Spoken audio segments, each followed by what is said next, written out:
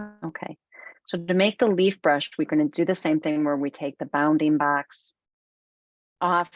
We're going to go into our brush menu and go new brush and keep this a pattern brush. This is another way to do a pattern brush. Say okay. Again, you can choose your corner. What kind of corner do I want? I'm going to go with that one. You still want to go to the hue shift so you can change color. You can choose, and you can even look at these approximation of the path or stretch to fit. I'm going to stay with stretch to fit and say okay. And so now I can draw out my path.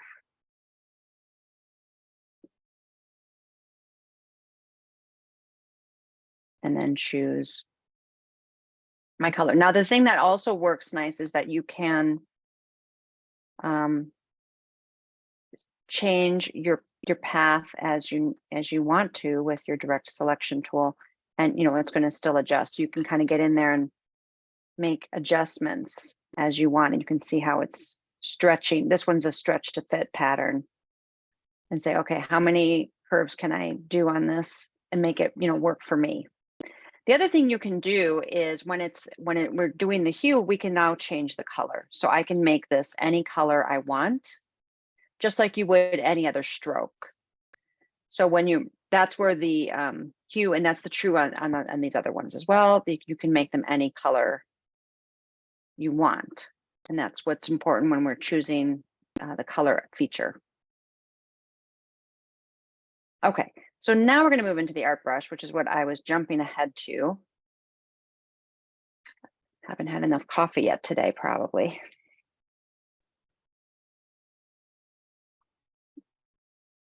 All right, so then this is the next one. So here we're going to take one of our flowers, and I have just picked one of my flowers that we did earlier. So grab one of your flowers, and then again, this is a stroke, and I made this one. This stroke is what width is it? 8 pixels. So I made an 8-pixel stroke, and then I've added a flower to it. One of my flowers I created, and I would make it all just one color. Just one of your simpler flowers, and make the flower and your stroke just one color. We're going to turn this into a brush. Okay. So this is going to be the art brush. When we go into brushes this time, I'm going to say new brush, and this is the one we're going to use, an art brush. And this is where we're going to say stretch between guides. And we're going to change our color again to the hue shift so we can change colors. And say okay. So now I should be able to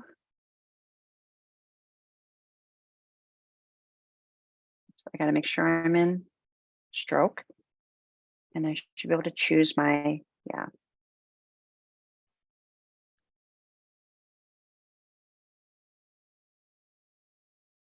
So the way this works is it makes a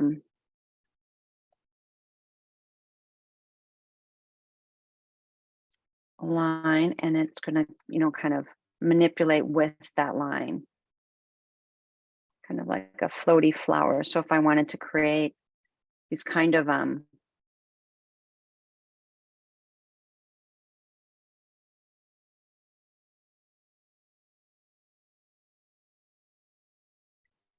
floating flowers, it would do something like this.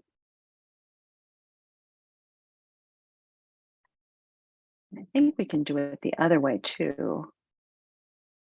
Actually, you know what? I think it's supposed to go between those guides. So let me just try one more thing. I think I have another way. I go. I think these two, we want to make them invisible. Select all, new brush, art brush, okay. Stretch between guides.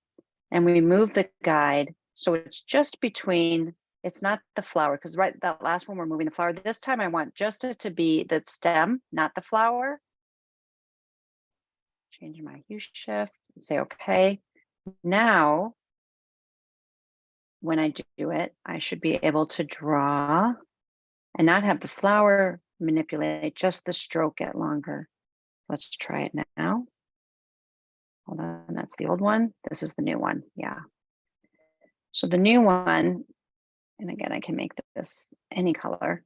Excuse me, Is going to what make, does project 2, what does exercise 2 do? we're doing it in class together right now. Oh, We're doing it in class. It will be done by the time we finish class today. all right. Okay. So these are the two different ways you can look at the airbrush. You can have the flower manipulating, or you can have it be just staying the same and it's the stem that's manipulating. That gives you a couple different ways to think about the design, right? And how you can create those art brushes.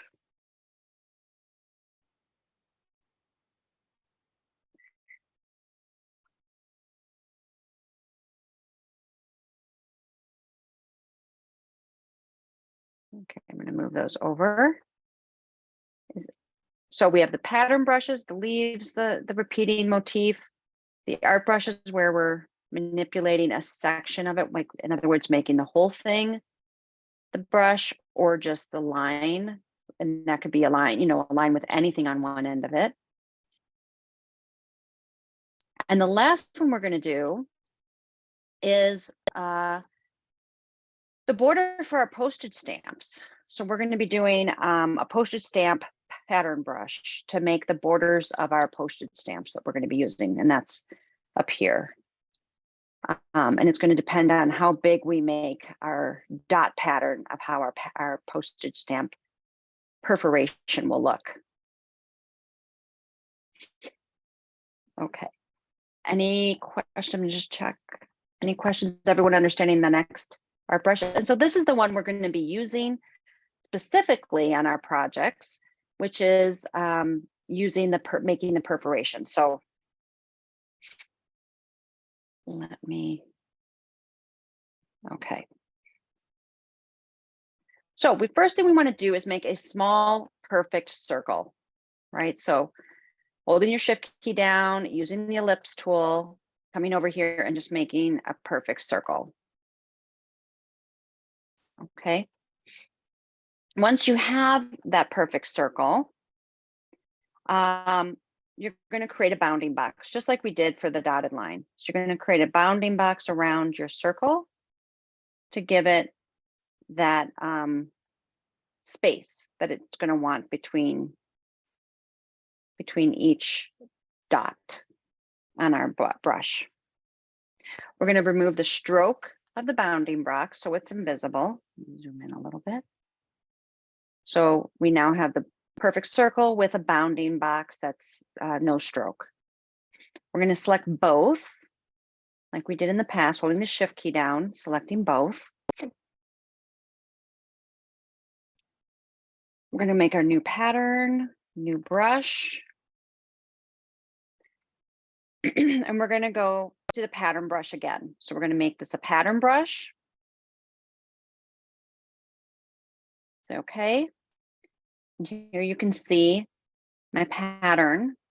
You can check your corners. I'm going to try the auto overlap. I'm going to call this my postage stamp pattern brush.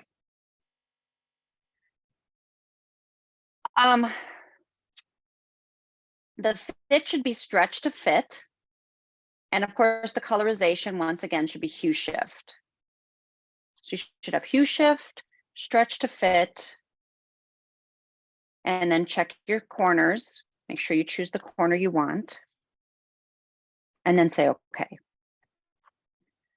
So now we should be able to take a rectangle tool and create a rectangle and choose our pattern brush.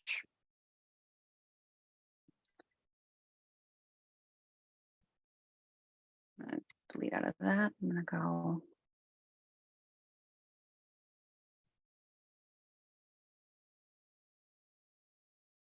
There.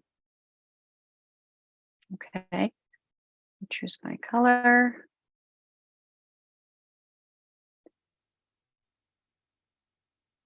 Should have a pattern, a polka dotted pattern, basically.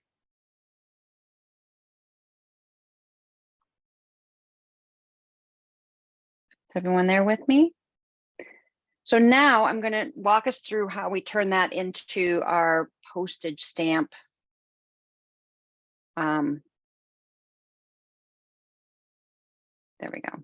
You do want to make sure that the circles stay circular. You don't want it to go into this oval. Sometimes when I stretch it, they go oval. You want to keep them circular. So you want to adjust your rectangle so that your dots are circular.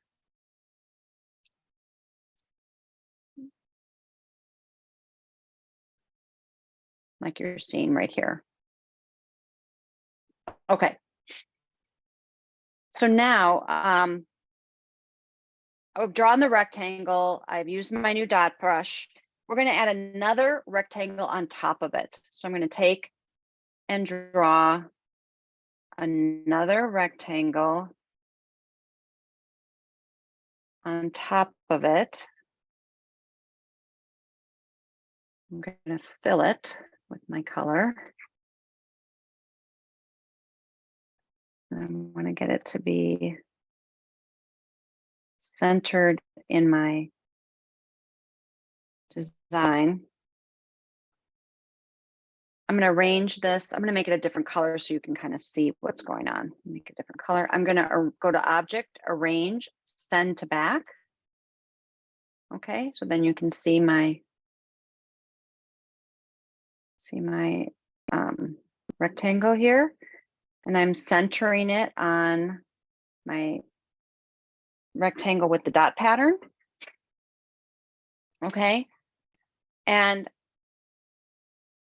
I'm going to go ahead and lock the solid rectangle. I'm going to go to Object, Lock, Selection, so that it doesn't move. Now we want to fix the corners of our, if you have corners that aren't working. Mine are looking pretty good. I'm going to zoom in. I don't have to really do anything, but if you're having some wonky edges on the corners, we can fix that. But what we're going to do, and I'll show you how we're going to do it. We're going to start with going, and we're going to expand the appearance of our line. So we're going to go to Object, Expand Appearance, and now you can see all of my dots are in a little grid. Each one has these little frames. So the first thing is we want to select the whole thing, which is already like selected. So I'm, oops, I don't want to grab that thing up there. Let me get rid of this. Delete. Okay, I want to select the whole, all the frames and the dots. And then double click to go into isolation mode. So now I'm in isolation mode. And then to remove all the frames, we want to go into this magic wand tool, fix the tolerance to 0, and select the dot pattern. So now it's selected all of the dot pattern. So now I want you to go Command X, and that's going to cut the dots away, and they'll be on our clipboard. And now we can take, using the selection tool, all of the frames and delete them. And then we can Command F and put the dots back in. And now the frames are gone. So now we can zoom in and delete and adjust any distorted dots. So if you get over here to your circle, your corners, and if there's something like mine are perfect circles, so I don't have an issue, but if you have something wonky going on in the corners, you can fix it. So if, for example, in this sample, let's see, I mean, I think mine are looking pretty the same, but let's see, I'm gonna go option, I'm gonna copy one of my circles over here. I wanna have my circles all be the same. This one could be a little wonky, I could take it out. I can just delete it and move one of the other into its place. I'm using my smart guide so I can see this perfectly. So this way my dots are all perfectly the same. So if you're having any wonkiness on the corners, which sometimes happens, and you might have two, like for example, you can just see I'm overlapping, so I had two, so I got rid of one. So now I know that I have, and I can adjust if it's not lining up exactly perfectly. I can fix that right here. Actually, I think the corner ones are a little weird on mine. I'm gonna just copy one of the other ones and kind of get them in position. I go up to my other corner, delete the extra one. I'm just going to delete them and use these other ones so I know they're exactly the same.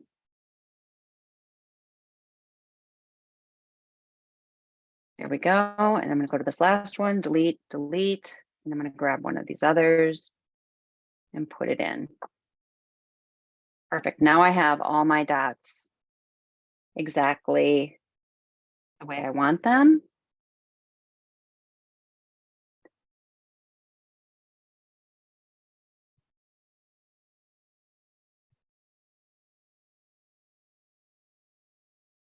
And I want to make sure they're all aligned. Mine are looking like they're not quite aligned. Let me just check that. I'm going to go in and select them all and use the align. So it gets a little bit of an illusion. Okay, so here we are. We have all of our dots. So now we can unlock this background rectangle, object, unlock all. So now I have everything unlocked, and I'm going to select everything. And I'm going to go over here to our Pathfinder tool and go to minus front. There it is, the second one. And I click that, and there I have my perforated shape for my postage stamp.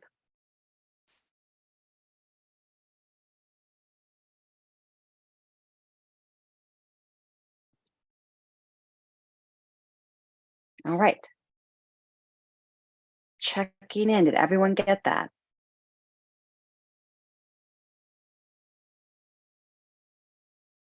So that's what we're going to be using for our postage stamp when we go to create our postage stamp.